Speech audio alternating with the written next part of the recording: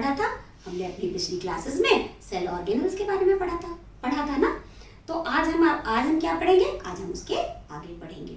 तो आज आपको पता चल ही गया होगा कि हमारा क्या टॉपिक है। तो आज हमारा टॉपिक है सेल ऑर्गेनल्स, और उसमें हम कौन कौन से ऑर्गेनल्स के बारे में पढ़ेंगे? आज हम पढ़ेंगे endoplasmic reticulum, Golgi apparatus and lysosomes के बारे में। ठीक है, तो सबसे पहले हम किसके बारे में पढ़ेंगे? एंडोप्लाज्मिक रेटिकुलम के बारे में। तो पहले सबसे पहले हम जानेंगे उसका स्ट्रक्चर कि वो होते कैसे एंडोप्लाज्मिक रेटिकुलम। तो एंडोप्लाज्मिक रेटिकुलम होते हैं वो ट्यूब लाइक स्ट्रक्चर्स होते हैं, बहुत सारे ट्यूब्स का नेटवर्क होता है। ये दिख रहा है, ये सेल का न्यूक्लियस है, उसके बाहर क्या है? ये एंडोप्लाज्मिक रेटिकुलम है, और इसमें ट्यूब का नेटवर्क है, बहुत सारे ट्यूब्स पे है। ये दिख रहा है ना, ट्यूब्स बहुत सारे, और उसका ये नेटवर्क है यानी जाल है। और ये जो ट्यूब लाइक स्ट्रक्चर है वो किससे घिरे होते हैं? वो चारों तरफ से वो मेम्ब्रेन से घिरे होते हैं, मतलब membrane bound tube like structures होते हैं। क्लियर है? अब हम ये समझेंगे कि ये जो एंडोप्लाज्मिक रेटिकुलम में ये जो आप स्ट्रक्चर देख रहे हो, यहाँ पे आप सोचोगे कि ये क्या डॉट डॉट दिख रहे हैं। तो ये क्या है? ये राइबोसोम्स है। ये क्या है? ये राइबोसोम्स है। और ये जो ये वाला जो पार्ट दिख रहा है, इसमें ये प्लेन है। तो इस वाले पार्ट को हम कहते हैं, ये जो हमें दिख रहा है ये क्या है? ये है स्मूथ एंडोप्लाज्मिक रेटिकुलम, और ये जो है ये क्या है? ये है रफ एंडोप्लाज्मिक रेटिकुलम। ठीक है, तो हमने क्या समझा यहाँ पे कि जो एंडोप्लाज्मिक रेटिकुलम है वो उसे हम शॉर्ट फॉर्म में क्या कहते हैं? ER भी कहते हैं। क्या कहते हैं? ER मतलब एंडोप्लाज्मिक रेटिकुलम। अब ये कितने टाइप्स की हो गई? ये 2 टाइप की हो गई। एक हो गई रफ एंडोप्लाज्मिक रेटिकुलम, और दूसरी कौन सी हो गई? Smooth endoplasmic reticulum. क्लियर? अब जो रफ एंडोप्लाज्मिक रेटिकुलम है उसमें क्या होता है? उसमें होते हैं राइबोसोम्स। क्लियर? तो ये क्या है? रफ एंडोप्लाज्मिक रेटिकुलम रफ क्यों है? क्योंकि इसमें राइबोसोम्स है। अगर आप इस तरीके से इसका स्ट्रक्चर देखोगे, ट्यूब लाइक स्ट्रक्चर है अगर ऐसा, तो इसके ऊपर ऐसे डॉटेड माइक्रोस्कोप के अंदर अगर देखा जाएगा तो इसके ऊपर डॉटेड स्ट्रक्चर होंगे, और यही डॉटेड स्ट्रक्चर्स जो होते हैं वो क्या होते हैं? राइबोसोम्स होते हैं। लेकिन स्मूथ एंडोप्लाज्मिक रेटिकुलम में ऐसे कोई स्ट्रक्चर्स यानी ऐसा कोई राइबोसोम्स नहीं होते हैं, इसलिए इनका सरफेस कैसा होता है? इनका सरफेस इवन होता है, प्लेन नहीं होता है। तो ये तो हो गया स्मूथ एंडोप्लाज्मिक रेटिकुलम और रफ एंडोप्लाज्मिक रेटिकुलम का स्ट्रक्चर। ठीक, अब हम किस पे आएंगे? अब हम इसके फंक्शन पे आएंगे कि इसका फंक्शन क्या है। तो एंडोप्लाज्मिक रेटिकुलम का फर्स्ट फंक्शन क्या है? कि ये प्रोटीन का सिंथेसिस करते हैं, मतलब प्रोटीन बनाते हैं। यहाँ पे प्रोटीन बनता है। अब प्रोटीन कहाँ बनता है? प्रोटीन बनता है रफ एंडोप्लाज्मिक रेटिकुलम में। क्यों? क्योंकि इसमें क्या होते हैं? राइबोसोम्स होते हैं, और ये राइबोसोम्स जो होते हैं वो प्रोटीन सिंथेसिस के साइट्स होते हैं, मतलब यहाँ पे प्रोटीन का सिंथेसिस होता है, इसलिए ये राइबोसोम यहाँ पर होते हैं। तो अभी क्या फंक्शन हो गया इसका?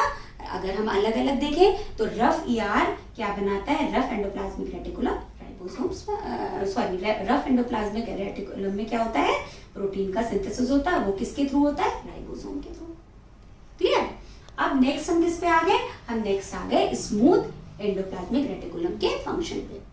तो स्मूथ एंडोप्लाज्मिक रेटिकुलम क्या बनाता है? स्मूथ एंडोप्लाज्मिक रेटिकुलम फैट और क्या बनाता है? ये फैट्स एंड लिपिड्स।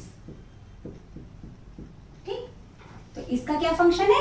ये फैट्स और लिपिड्स को बनाता है। तो आपने अपने पिछली क्लासेस में जब मैंने बताया था, जब मैं सेल के बारे में बता रही थी, सेल मेम्ब्रेन के बारे में, तो उसमें मैंने आपको बताया था कि सेल मेम्ब्रेन किस चीज से बनी होती है? कुछ याद है?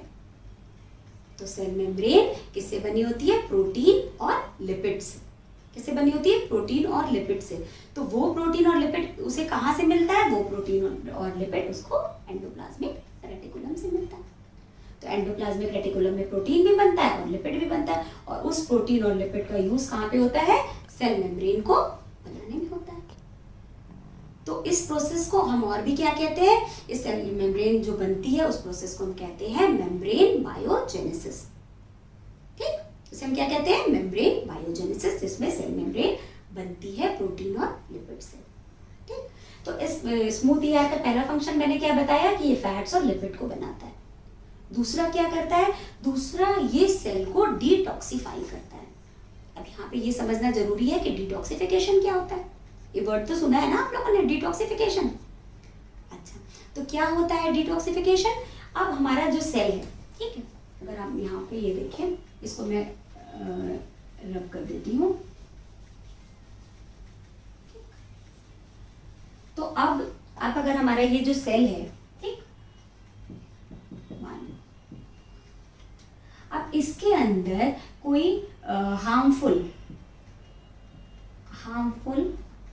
मटेरियल्स आ गए, मान लीजिए जैसे ड्रग्स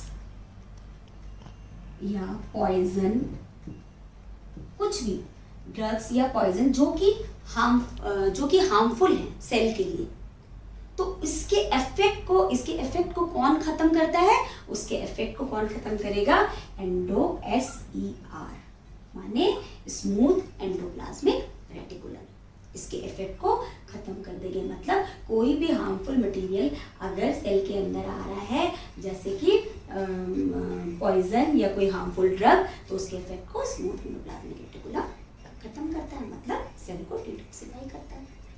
क्लियर है। तो यहाँ पे हमने ये समझ लिया कि एसईआर का एक फंक्शन तो ये हो गया कि इसने सेल को डिटॉक्सिफाई किया। और क्या होता है, अब ये जो एंडोप्लाज्मिक रेटिकुलम है ये क्या करता है, ये चैनल का भी काम करता है। मतलब ये प्रोटीन को और जगह, जैसे कोई भी चीज जो मटेरियल ये बना रहा है, प्रोटीन, फैट, लिपिड, तो उसे बाहर भी तो जाना है एंडोप्लाज्मिक रेटिकुलम से, सेल की जहाँ पे जरूरत है वहां जाएगा, तो वो उसके लिए ये चैनल का भी काम करता है। मतलब उसे ट्रांसपोर्ट करने में भी हेल्प करता है। पहले तो ये बनाता है और उसके बाद उसको जगह जगह सेल में पहुंचाने में भी हेल्प करता है। तो एक फंक्शन इसका ये भी हो गया। और एक फंक्शन क्या है इसका कि ये फ्रेमवर्क बनाता है सेल का। क्लियर। जैसे हमारी बॉडी जो है, हमारी बॉडी का फ्रेमवर्क कौन बनाता है, बोन्स बनाती है ना। तो उसी तरीके से सेल का फ्रेमवर्क कौन बनाता है, सेल का फ्रेमवर्क ये एंडोप्लाज्मिक रेटिकुलम बनाते हैं। मतलब एसईआर और आरईआर, यानी स्मूथ एंडोप्लाज्मिक रेटिकुलम और रफ एंडोप्लाज्मिक रेटिकुलम। क्लियर। तो मुझे लगता है कि यहाँ पे बहुत सारी चीजें आपको एंडोप्लाज्मिक रेटिकुलम के बारे में समझ में आ गई होंगी। ठीक, तो अब हम किस पे चलते हैं, अब हम चलते हैं नेक्स्ट कौन सा ऑर्गेनल है, नेक्स्ट है गोल्जी अपैरेटस। क्या है, गोल्जी अपैरेटस। तो सबसे पहले हम ये जानेंगे कि गोल्जी अपैरेटस के बारे में किसने डिस्क्राइब किया, किसने बताया। तो एक बहुत फेमस साइंटिस्ट थे जिनका नाम था कैमिलो गोल्जी, जिन्होंने ईयर 1898 में गोल्जी अपैरेटस के बारे में बताया। उन्हीं के नाम पर ये इसका नाम रखा गया, गोल्जी अपैरेटस। ठीक, अब हम ये समझेंगे कि इसका स्ट्रक्चर कैसा होता है। तो ये देखो, ये गोल्जी अपैरेटस का स्ट्रक्चर है। ये कैसा है, इसमें कैसे है, इसमें स्टैक लाइक स्ट्रक्चर्स दिख रहे हैं, ये स्टैक लाइक। और ये क्या छोटे छोटे जो राउंड स्ट्रक्चर है, ये क्या है, ये वेसिकल्स हैं। इन्हें हम क्या कहते हैं, वेसिकल्स। और ये जो स्टैक, यही वेसिकल जब स्टैक में लग जाते हैं या जुड़ जाते हैं तो इन्हें हम क्या कहते हैं, सिस्टर्नी। क्या कहते हैं, सिस्टर्नी। ठीक है। तो ये सिस्टर्नी और ये वेसिकल, इसे हम गोल्जी बॉडी कहते हैं इसको। और ये वेसिकल हो गए, तो गोल्जी बॉडी और वेसिकल मिलके क्या बनाते हैं, गोल्जी अपैरेटस। ठीक, तो ये तो हो गया इसका स्ट्रक्चर। ठीक है। अब ये जो स्टैक्स है ये फ्लैटेंड है, ये देख रहे, फ्लैटेंड चपटे से स्टैक दिख रहे हैं ना। और यहाँ पे आप अगर देखो तो हल्का सा ये राउंड शेप में है, जैसे अगर आप किसी बलून को पिचका दो तो वैसा सा शेप यहाँ पर दिख रहा होगा। ठीक, तो ये हो गया इसका स्ट्रक्चर। अब हम आ गए गोल्जी बॉडी के फंक्शन पे कि इसका फंक्शन क्या है। तो जैसे मैंने पहले बताया कि एंडोप्लाज्मिक रेटिकुलम में क्या होता है, प्रोटीन का सिंथेसिस होता है या फैट्स एंड लिपिड्स का सिंथेसिस होता है, मतलब यहाँ पे बनते हैं। ठीक, अब ये क्या करते हैं, ये उनको स्टोर करते हैं या मॉडिफाई करते हैं या उसको यानी मतलब स्टोर भी करते हैं, मॉडिफाई भी करते हैं और उनको डिस्पैच करते हैं। डिस्पैच कहाँ करेंगे? जहाँ पे उसकी ज़रूरत है, उस प्रोटीन या लिपिड्स की जहाँ भी ज़रूरत है वहाँ पर उसको ये डिस्पैच करेंगे। तो ये किसका काम हो गया? ये हो गया गोल्जी बॉडी का काम। तो मान लो ये यहाँ से ये प्रोटीन बनी इससे, और वो प्रोटीन जो है वो अभी पूरी तरीके से मॉडिफाइड नहीं है, मतलब उसको और मॉडिफिकेशन चाहिए, तो वो कहाँ जाती है? वो जाती है इसमें गोल्जी बॉडी। तो वहाँ पे वो मॉडिफाई होती है, फिर वहाँ पे स्टोर होती है और उसके बाद उसकी पैकेजिंग होती है, मतलब उसको उसी तरीके से पैक करके फिर ये गोल्जी बॉडी जहाँ भी सेल में ज़रूरत है वहाँ पे उसको डिस्पैच करता है, मतलब उसको हेल्प करता है। क्लियर? तो ये तो हो गया गोल्जी बॉडी का फंक्शन। मुझे लगता है आपको क्लियर, थोड़ा सा समझ में आ गया होगा अच्छे से। ठीक, अब हम नेक्स्ट किस पे जाएंगे? अब हम नेक्स्ट जाएंगे लाइजोसोम्स पे। ये है लाइजोसोम, ये आपको दिख रहा है लाइजोसोम, ये लाइजोसोम का डायग्राम है। तो लाइजोसोम्स जो है वो किससे मिलके बना है? वो बना है मिलके लाइसिस और एंड जोम से। ठीक, तो लाइसिस का मतलब क्या है? Break down, break down. और जोम का मतलब क्या है? बॉडी, मतलब वो ऑर्गेनल जो किसी चीज को ब्रेक डाउन करे या डाइजेस्ट करे उसे हम क्या कहेंगे? लाइजोसोम्स। क्लियर? तो ये हो गया लाइजोसोम्स के बारे में। तो लाइजोसोम को किसने लाइजोसोम के बारे में किसने बताया था? तो लाइजोसोम के बारे में एक बहुत फेमस साइंटिस्ट थे जिनका नाम था डी ड्यूफ, उन्होंने लाइजोसोम के बारे में बताया था। अब लाइजोसोम क्या है? तो आप ऐसा एक सोचो कि कोई बैग है, आपने कोई बैग लिया हुआ है जिसपे आपने बहुत सारा सामान रखे हैं, छोटे छोटे से। तो उसी तरीके से इमेजिन करो कि ये लाइजोसोम भी ऐसा ही है। ये लाइजोसोम है, ये एक मेम्ब्रेन बाउंड बैग है या सैक है जिसके अंदर बहुत सारे एंजाइम्स हैं। क्या हैं ये? एंजाइम्स। और ये बहुत पावरफुल एंजाइम्स होते हैं। ये क्या, इनका काम क्या है? इनका काम है डाइजेस्ट करना, चीजों को डाइजेस्ट करना। ठीक है, तो अब क्या होता है? अब लाइजोसोम जो अब ये बने किससे होते हैं? राइबोसोम बने होते हैं प्रोटीन, लिपिड्स एंड एंजाइम से, डिफरेंट टाइप के एंजाइम से।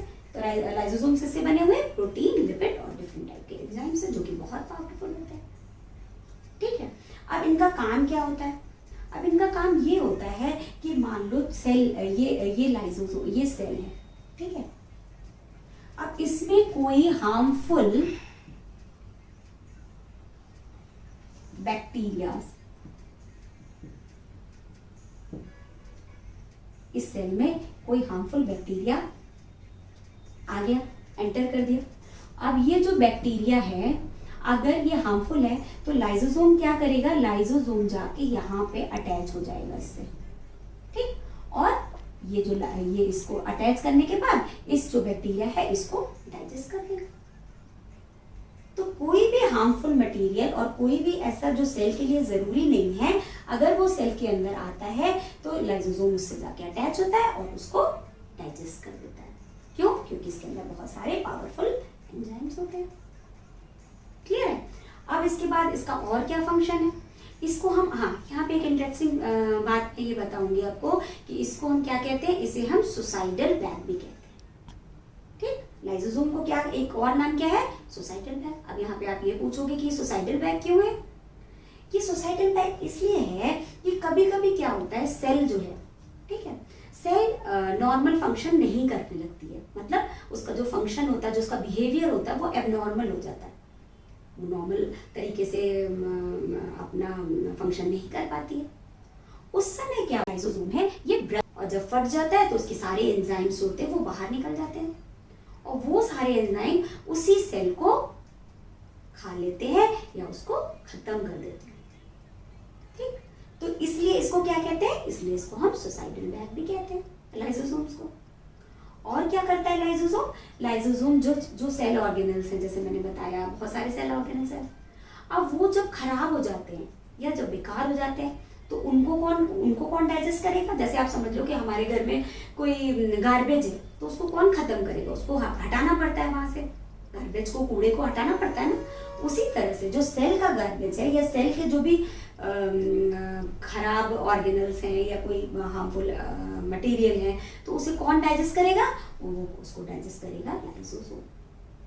तो उससे जाके वो अटैच होगा और उसको फिर वो डाइजेस्ट कर लेगा।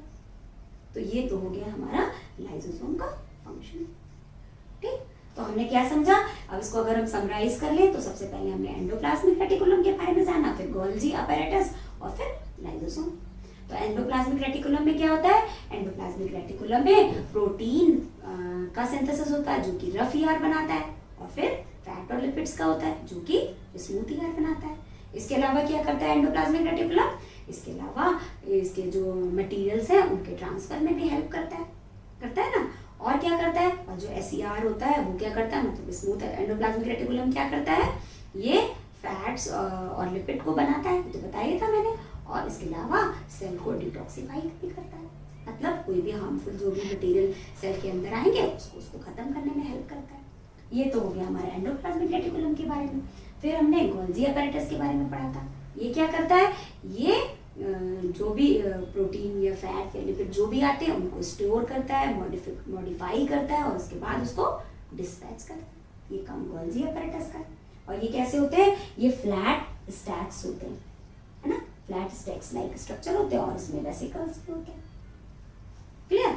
और इसके बाद हमने क्या पढ़ा था? उसके बाद हमने लाइसोसोम्स के बारे में जाना था। तो लाइसोसोम्स क्या है? ये एक पावरफुल सैक है जो पावरफुल एंजाइम से भरा हुआ है। और ये क्या काम करता है? ये डाइजेशन का काम करता है, मतलब सेल के अंदर जो भी हार्मफुल मटेरियल आते हैं, हार्मफुल बैक्टीरियाज या कुछ भी ऐसी चीजें आती हैं, तो उसे वो डाइजेस्ट कर लेता है। और इसे हम सोसाइटल बैग भी कहते हैं, कर लेता है। तो मुझे लगता है कि मैंने आज आपको बहुत डिटेल में ये सारी चीज़ें बता दी हैं। लेकिन अगर फिर भी आपको कोई प्रॉब्लम है या कुछ समझ नहीं आ रहा है तो आप कमेंट बॉक्स में जाके क्वेश्चन अपने पूछ सकते हैं। और अगर आपने पहली बार मेरा ये वीडियो देखा है, एजुकेशनल वीडियो, तो और आपको और देखना है तो आप क्या करोगे? आप नीचे सब्सक्राइब का बटन होगा, वहाँ आप सब्सक्राइब कर देना और उसके बगल में बेल बटन है जिसे आप दबा दोगे तो आपको सबसे पहले मेरे सारे नोटिफिकेशन मिलने लगेंगे और आप सबसे पहले मेरा वीडियो देख सकोगे। तो अब मिलते हैं नेक्स्ट क्लास में, तब तक के लिए बाय।